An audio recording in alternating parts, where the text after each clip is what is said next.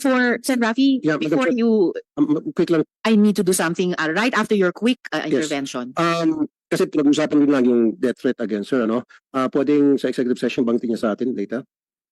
Considering- Yes, But Sen. Madam- Rafi, we but can Madam do Chair, that later on. Sen. Joel? Because of that statement of Sen. Rafi, I still don't get it, Madam Chair. Why she cannot disclose it in public? Hindi po ba, Madam Chair? Isn't it more natural to expose it in public so that she is protected? I don't get it, Madam Chair. I really don't get it. If you are having a death threat, you wanted to say it in public so that you can be protected. If you really wanted protection, Madam Chair. So it doesn't make sense. Hiding it doesn't make sense, Madam Chair. I agree, Sen. Joel. Actually, kung talagang may death threat, mas talagang gustong, kung talagang humihingi ng proteksyon, walang kinalaman ng security threat din sa pagsagot lang tungkol sa pangalan ninyo. That's already established. The threat will not be made worse by confirming what is in documentary evidence. But in any case, gusto kong ipaalala sa iyo na ayon nga sa Supreme Court, in the case of the Office of Court Administrator VU, the right to self-incrimination does not prohibit legitimate inquiry in non-criminal matters. Ad nauseam na po ito. Halos naduduwal na po kami sa pag-ulit-ulit nito. No? Alice Guo, ladies and gentlemen, is continuing to lie to this committee despite glaring evidence that she is a Chinese national named Guo Huaping, whose father, Jian Zhongguo, is Chinese, based on her own declaration in this committee, and whose mother, Lin Wenyi, is also Chinese, based on her own declarations in bank documents, by the way, verified by the AMLAC. This is a blatant defiance of the legislative's constitutional power of inquiry. Lumalabas na pinaglalaroan mo ang aming batas, pinapaikot mo ang mga Pilipino. Pero ibahin mo ang Senado. Ibahin mo ang Senado. I move to cite Guo Huaping, also known as Alice Guo, in contempt of the Senate for testifying falsely and evasively before this committee. Second the motion, Madam Chair. Thank you, Sen. Joel. Madam Chair, Yes, Sen. Madam Coco. Chair, when we were in recess kanina, the pending matter was the refusal to give us details of the death threats that she herself brought before us. And Siya nag-volunteer. She binolunteer niya sa information sa atin eh. Then pinupurso namin ayaw mong sagutin. Ngayon, I think the prevailing sentiment is hindi siya makahingi ng executive session. Sagutin niya ngayon lahat. Yung kasi kung totoo naman na may death threat ka, na-monitor ka na rin nung nagbigay ng death threat sa'yo, kahit may executive session, di alam na rin niya, sinabi mo na rin sa amin, ikaw pa rin yung source. Kaya hindi kami papayag sa executive session. Ngayon, ang prevailing sentiment, if I'm not mistaken, is you have to answer the questions relating to that particular subject matter na ikaw mismo ang nag-voluntaryo palabasin sa hearing na ito. Inumpisa ni Senator Bato and then si Senator Jinggoy. Kaya Madam Chair, doon ako sa ground na yon. If we should, kasi at least yun, there is no need to determine who's telling the truth eh. Wala tong ito, we have I think Senate section here, if the refusal to cooperate or giving evasive answers, pwede na natin gamiting ground yun to cite the witness or the resource person in contempt. At Alice, sa lahat dito, akong pinaka-lenient actually na ayaw kang i-cite in contempt. Pero in this particular case, kahit anong pag-isipin ko, you have to answer eh. You have to answer, and if if we require you to answer publicly, you have to answer. You can invoke a right, pero pag-usapan namin yun. But when we deny that you are not entitled to such a right, then you have to answer. Otherwise, makukontempt ka talaga. So I'm presenting that alternative ground, Madam Chair.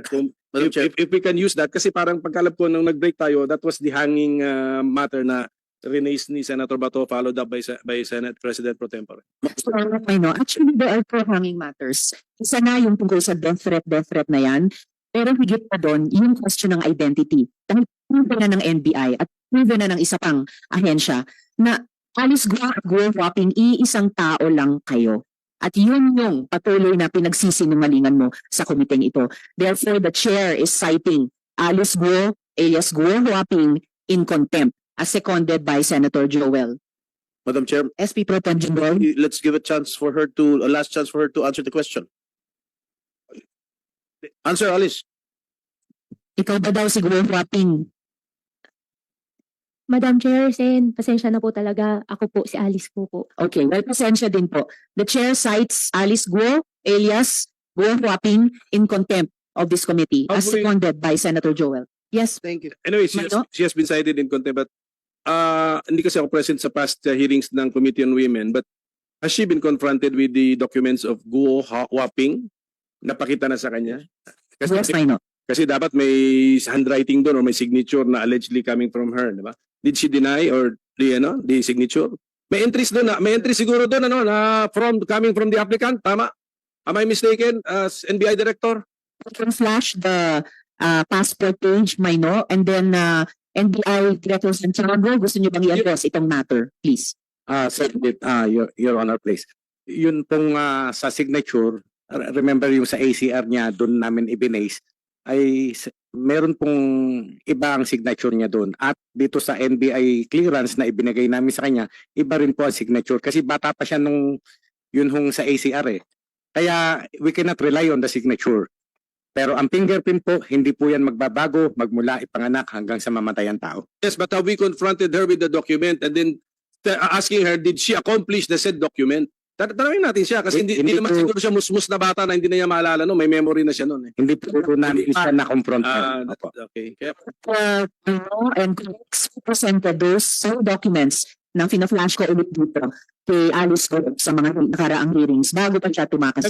can we give her one last chance? I-flash yung document din and then I will ask her now if she remembers accomplishing the said document of Guo Huaping. Madam Chair, I'm sorry, but I asked that question a while ago and she said no. Can we flash the document? Used by the NBI. I mean, use the document, di ba? Where's the document? Please give her a chance. Pakita natin sa kanya.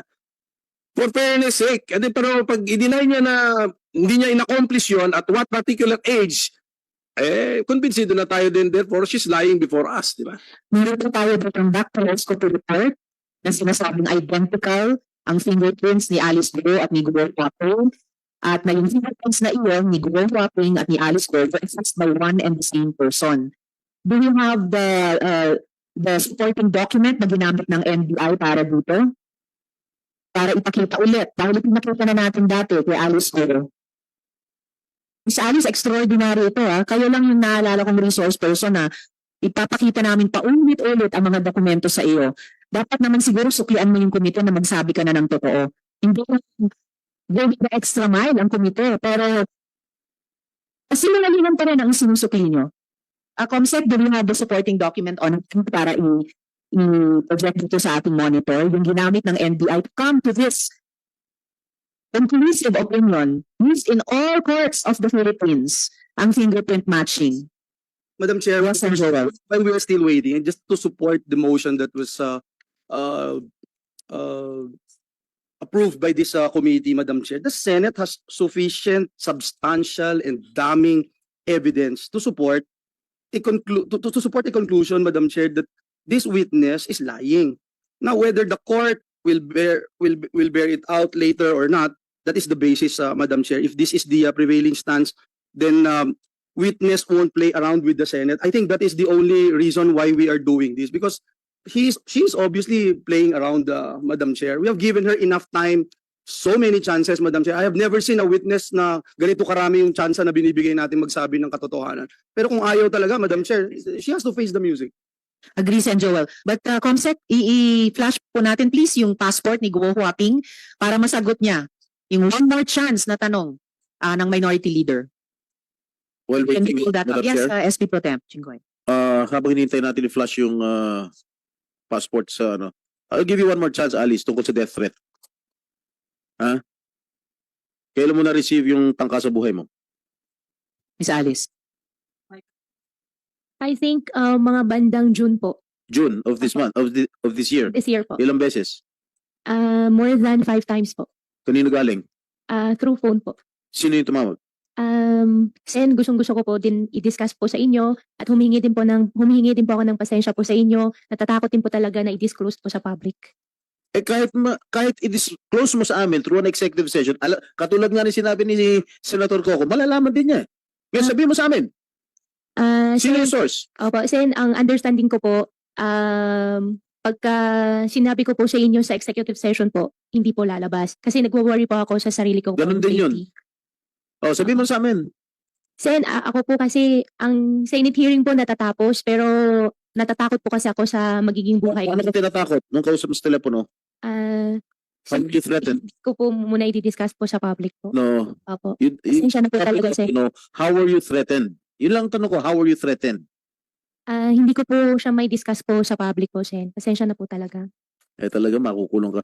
Madam Chair, if just in case the court will allow the Senate to be detained here, I would like to raise this motion to immediately commit her at the Pasay City Jail. Salamat, President Pro Tempore. Before that matter will be deliberated, we have a pending citation in contempt by the chair, seconded by Sen. Joel. And so, Alice, one last chance. Dito sa ipinapakita namin ulit na passport, age ng passport mo. Sagutin mo yung tanong ni Sen. Coco. Ikaw ba ito? Madam Chair, ako po si Alice ko po. No, hindi yan ang tanong ko sa inyo. Ang tanong ko po ay, meron kang monitor sa harap mo, kita mo yung page ng passport. Kayo ba yan sa photo na yan? At asking yung pangalan nyo. Alam na namin, go hopping. Ito ba ay ikaw? Madam Chair, meron pong pending case po sa akin po. Lahat Your answer. All right, you are not taking the many one last chances na binibigay ng committee ito sa iyo. You are denying your identity as Guo Huaping. So may I Madam Chair, return to... Medyo- Yes, Minority She was Leader. trying to invoke something. What are you invoking? For your refusal to answer, what are you invoking? Sen, may pending cases na po kasi sa akin sa court po. Ang understanding ko po, lahat po nagsasabihin ko po dito may incriminating my own self po. Okay, this one. Ito, saan ito maka-incriminate? What particular case? Kailangan may particularity. Hindi Opo. pwedeng wala. Opo, semi-final po sa akin sa citizenship po na issue po sa court po. Citizenship. I think there is 7 pending cases po sa korte po ngayon. No, Isa na po dyan yung citizenship po. Hindi kasi kunyari may kaso ka ng estapa, hindi naman connected sa estapa yan. So hindi mo pwede sabihin may kaso ako sa korte. You have to specify. Saan ka ma-incriminate? Ang sagot mo magagamit to prove your guilt sa isang criminal case. Which one? Sen, pasensya na po. Mali po pala yung nasabi ko po kanina, di pala citizenship. Ang dapat po pala COMELEC po. Comelec. May na-file na po na pending case po sa COMELEC po. Material misrepresentation case, siguro criminal case. Yes po, criminal case po. At bakit related ito? Yan lang po yung alam ko po na may pending cases po sa COMELEC po. But actually, Madam Chair, this appears to be a document issued by the People's Republic of China. I'm requesting for that ACR. Yung atin, the Philippine form. Philippine form accomplished by a child, supposed to be, but a child with consciousness already, who happens to be the younger Alice Go. Yun yung theory ninyo. Pero gusto ko ipakita natin sa kanya. Comsec, pwede ba natin i-flash ulit yung ACR na yon at ipakita ulit kay Alice Guo? Madam Chair. Yes, Sen. Rafi. Related question. Yes, August 27, 2024 hearing, page 141 of the transcript, inamin ni Sheila Goo na meron 2 passport si Alice Goo. So that means dual citizen siya. Chinese and Filipino. Alright, salamat Sen. Rafi sa pagpapaalala.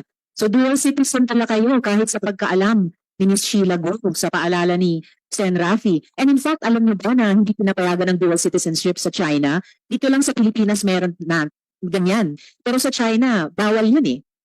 And yet, you have both Filipino and Chinese passports sa testimonya ni Sheila Guo. Madam Chair, I have only 1 Filipino passport po. Yes, you have only 1 Filipino passport, but you have a Chinese passport. Wala po akong Chinese passport po. Okay, Comsec, pwede natin ipakita yung hinihingi naming ACR before we we finalize the motion of the chair seconded by Sen. Joel. Okay, so baka pwedeng, yan na ba yung pinakamalaki? Alright, so ito po ang ACR for... Hindi na yan nus-nus na bata, di ba? May consciousness na yung nakalitrato dyan. O yan ang tanong natin kay Alice Guo. Alice, naalala mo na in-accomplish mo yung form na yan, na nag-fingerprint ka pa, voluntarily dyan, linagay mo. Naalala mo o hindi? Sen, wala pa ako naalala na ganun na dokumento po ginawa. Okay. Ang incredulous man mo. Pati yung man niya dyan, looks like yung man niya sa iba pang mga dokumento. That's it, Madam Chair. That all convinces me of the lying. So, I think tapos na po yung ano nyo eh. Na-declare nyo na siya in contempt eh. Nag-elaborate lang naman ako na ano, tapos na po na-declare nyo na po siya on the lying pa ito, not on the refusal to answer dun sa death threat. So, sorry Alice, ako I gave you a chance. You mean to say, pati yung paglalagay ng fingerprint mo ron, hindi mo naalala. So, medyo ano na po yun, medyo ano na, too difficult to, masyado nang mahirap paniwalaan na paano tulog ka, kinuha ang fingerprints mo, pinilit ka. I mean, it's too much. But hindi na po sanggol yung nandun sa litrato. So, with that, Mr. Chair, it puts to rest your contempt citation of the resource person. Thank you. Madam Chair, isa lang, Madam Chair, if I may. Salamat kaayo, Mayno. SP Pro Temp, Jinoy, nag-return po. Pang-mark ka dyan. Ilang taon ka? So, wala pa ako maalala na nag-thumbprint po ako niyan. Hindi, tam-mark ba niyan? Hindi mo maalala na nag-tam-mark ka? Ilang taon ka nung nag-tam-mark ka dyan? Siguro, you do not know how old were you? Wala pa ako naalala Sen na may ginawa pa akong thumbmark po sa ganung papel po. May pirma ba yan? May pirma? May pirma. Did you sign SP it? Pro Temp. Did you sign it? Wala ka rin maalala na pinirmahan mo? Wala po. Sa ACR. Pirma mo ba yan? Punta natin ulit yung ACR. Pirma mo? Yes, ipakita natin yung kaninang ACR form, yung may photo, fingerprints at saka pirma. Oh, yan. May signature. Is that your signature? Oo. So, ang pinapakita natin, yung fingerprints ni Alice Go, pero nung kinumpara ng NBI dun sa fingerprints ni Glenn Wapping, identical, matched po. Teka muna pala. Madam Chair, Let her answer. Is that your signature, Alice? Doon sa under po ng picture po, signature ko po yun, pero hindi ko po alam paano nangyari po yun. Ano hindi mo alam pa yun? Hindi ko po talaga alam, Sen. Hindi mo alam na pinirmahan mo, pirma mo yan?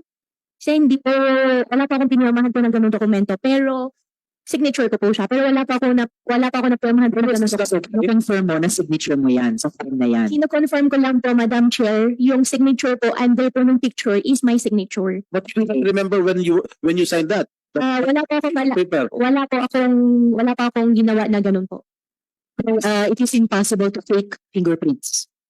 Kinonfirm mo na pirma mo yan, yung fingerprints dito at yung fingerprints doon sa dokumento ni Glenn Wapping ay na-match ng NBI. Iisang tao lamang po. Yun po yun. okay, Madam Chair, just one, Sen Joel. because I'm so sick and tired na whether Guaping and Alice Go identical at iisa dahil convinced na po tayo doon eh. I mean, how can you doctor yung mga fingerprints, Madam Chair? So, ayaw niyang sagutin yon, but overwhelming, siya ho yun, si Guaping. Kaya baka dapat ang tawag natin sa kanya Guaping, hindi Alice Go dahil mahirap na tawagin siyang Alice Go, hindi naman pala siya Pilipino. But let me just ask yung tinatanong kanina ni Sen Jinggoy, kilalan mo, Alice, Guaping, yung tumawag sa'yo, na nagbibigay sa'yo ng death threat, kilala mo po yun. Diba? Kasi otherwise, hindi mo siya sasagutin at hindi mo kikilalanin na totoo at may bigat yung death threat sa'yo. Is that correct, Your Honor?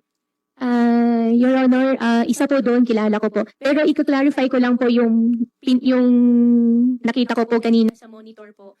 Yung signature po, akin po yung signature, pero hindi ko po alam kung bakit andyan po yung signature Hindi ko. na ako nagtatanong doon. Hindi na ako nagtatanong ng Guaping. Hindi na ako nagtatanong kasi klarong-klaro sa akin, hindi po pwedeng doktorin yung fingerprints mo. So ang tinatanong ko, kilala mo yung nag-death threat sa'yo, saan siya galing? Dito ba siya sa Pilipinas o sa abroad? Local po, dito po. Dito sa Pilipinas. So sa Pilipinas nanggagaling yung death threat mo. Kung sa Pilipinas nanggagaling yung death threat mo, nakita ko yung pagtatagpo ninyo ni PNP Chief tsaka ni SILG. Parang fan meet. At parang masyado kang talagang kampante. At nung in-interview ka, ang sabi mo, kasi secured ka, you feel safe. You feel safe. Nakasama mo ang SILG at PNP Chief. Ngayon, ang tanong ko, if you feel safe, nakasama mo ang PNP Chief at saka SILG, bakit ka pa kailangan lumabas ng Pilipinas? Dahil natatakot ka sa death threat mo. Bakit hindi ka na lang lumapit o nag-report sa PNP Chief o kay SILG?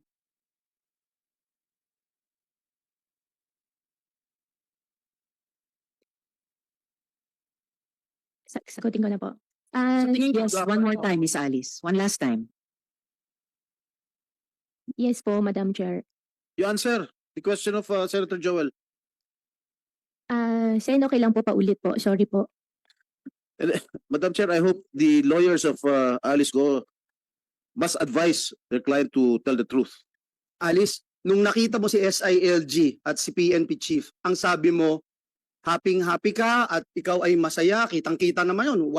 Walang naitago sa sambayan ng Pilipino na at is ka. Pa-picture ka pang ano di ba? So, paano mo sasabihin na natatakot ka, may death threat ka sa Pilipinas, pero kailangan mong tumakas. Kailangan mo umalis ng Pilipinas, pero sabi mo, safe ka na makita mo ang PNP chief, SILG, pero hindi ka lumapit sa kanila, hindi ka humingi ng tulong. Hindi nga mga sinabi na galing dito sa Pilipinas at tumawag sa iyo ng ilang beses yung nagde-death threat sa iyo. Sen, doon sa question nyo po, dalawa po yung answer ko po dyan. One po, kaya po ako nakasmile po, yan po yung para sa akin po na pinaka-language ko po sa family, sa mga tao po nagmamahal po sa akin na Hindi yun ang tanong ko. Hindi yun ang tanong ko. Oh, before we go further into this topic, para lang ma-settle itong pending issue, i-reiterate ko, no? I move to cite Guo Huaping, also known as Alice Guo, in contempt of the Senate for testifying falsely and evasively before this committee. I second the motion, Madam Chair. I second the motion. Salamat, Sen. JV at Sen. Joel. With the motion duly seconded by Senator JV and Sen. Joel, you are hereby cited in contempt. You will remain in the custody of the Senate until the conclusion of this committee's inquiry or until you finally recognize the authority of this body and grant even a semblance of respect for the laws of this country. The committee will coordinate with any court ordering your detention, pero re-respetuhin mo ang Senado. Madam Chair? Maybe Sender. the serious person to answer my question first, Madam Chair. We will have one, Miss Alice, isang huling sagot sa puntong ito sa tanong ni Sen. Joel, and then isang related na tanong kay Sen. Roy, and then itutuloy ng chair yung mga tanong ko, and the majority leader as well after Sen. Roy. Please answer the question of Sen. Joel, Miss Alice. Sen. Joel, na putol po kanina, yung first answer po, nasagot ko na po. Yung second answer naman po, I'm not even asking that first answer that you were talking about, that it's a sign to whoever your fan base is. My only question is, why didn't you go straight to PNP chief and SILG? Why didn't you ask for police help? Because at the end of the day, ganun din pala yung gagawin mo. At sabi mo, dun ka, you feel safe. Pero hindi, tumakas ka, iniwanan mo kami, binastos mo yung buong gobyerno, hinalughog ka sa buong Pilipinas. Ay mga kapulisan natin, mga NBI, Coast Guards, talagang pinahirapan mo. Pero sasabihin mo ngayon, may death threat ka. At ngayon, kampante ka, na protektado ka. It doesn't make sense kasi, Alice. Guwahuaping. Question, bakit? Sen, ang answer ko pa rin po dyan ay after wala rin po sa mind ko po na pwede ko pong gawin yan at pagkatapos ko po na share na meron pong death threat, I feel relieved po nung nakausap ko po sila. Hindi mo Salamat, Sen. Jo. Hindi mo pa rin sinasagot yung tanong. But anyway, hindi ka tumatakas sa Pilipinas dahil sa death threat. Yun ang sinasagot mo sa amin. Tumatakas ka dahil tinatakasan mo yung mga kaso mo. Tinatakasan mo yung mga criminal activities na ginawa mo. Salamat, Sen. Joel. Sen. Roy, one related Madam Chair, question. may this representation inquire as to the limit of the number of contempt citation that we can give to a particular resource person? Meron ba tayong limit dyan o unlimited tayo? Merong limit po yun. Wala. Then, kapag ang resource person sumasagot ng totoo sa atin, hindi naman natin siya sinasite. Pero sa bawat meeting man lang, hindi siya magsabi ng totoo. So, Right natin now- siyang incite in contempt. Right now, Madam Chair, she's facing 3 contempt citations already. If I'm correct, 3 na? O 2 pa? Yung previous niya, yung nirol mo ngayon lately, at saka Yes. Ang nauna pong citations in contempt natin dahil hindi siya nag-appear, dahil tumakas siya. na nag-appear siya, sinight, kinailangan na naman natin siyang i-cite in contempt dahil nag-appear man siya, evasive at false ang testimony siya sa atin. Nagsisinungaling siya sa komite. And maybe this third question, Madam Chair, is pang third na niya na contempt citation ito ngayon kung ayaw talaga niya mag-cooperate, yung source ng kanyang threat. Mahirap yun. I know yung ating rule dito sa committee is that we can only afford resource person, an executive session when the matters being matters to be discussed are involving national security and public interest. And for this matter, alam natin na very personal interest and personal security concern. But then, bakit ayaw niya mag-cooperate sa atin kung we are here to, Alice, we are here to help you. You are facing people from government. We can help you with that threat. Huwag kang matakot. Sino ba yung tao na yan? Siga pa talaga yan? Hindi yan kaya namin? Magsabi ka. Wala kami sasantuhin dito. Kahit kami, hindi na ako pulis. Pero senador ako ngayon. Hindi ko pa rin sasantuhin niya kung sino yung tao niyan na nagtitreat sa iyo. Sige nga, mag-cooperate ka sa amin kung sino yung source na yan para malaman natin ngayon at matulungan ka namin. Thank you, Madam Chair. Madam Chair, just one Before, Miss Alice, sagutin mo yung tanong ni Sen. Roy, Sen. Loren, and then the majority leader is next. to simplify, ang kailangan lang natin na impormasyon for now from Ms. Go is sino ba sa mga ahensya ng gobyerno o sa labas ng mga fixer ang tumulong sa kanya para makakuha ng Philippine birth certificate. Pangalawa, at sino yung nagbigay ng Philippine passport. Ganun kasimple. Isang oras na tayo dito, maraming issues. Sagutin lang yon, matutulungan ka namin. And your lawyers will understand that. Yun lang. Sino? Dahil ang PSA, with all due respect, at ang DFA, mukhang napasukan ng sindikato.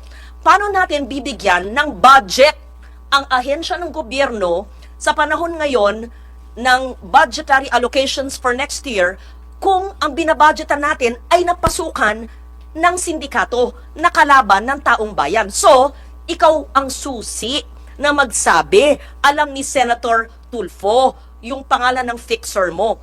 Ibunyag mo lang sa amin, paano? Kasi hindi lang ikaw. Inamin na ng PSA na meron higit sa 1,000 na nabigyan ng birth certificate. 1,200. Ayun, exact number, 1,200. So, meron pa kaming hinahanap na balanse sa 1,200 na nagpapanggap na Alice Go. Yun nga, Madam Chair. Salamat, Madam Sen. Chair. Loren.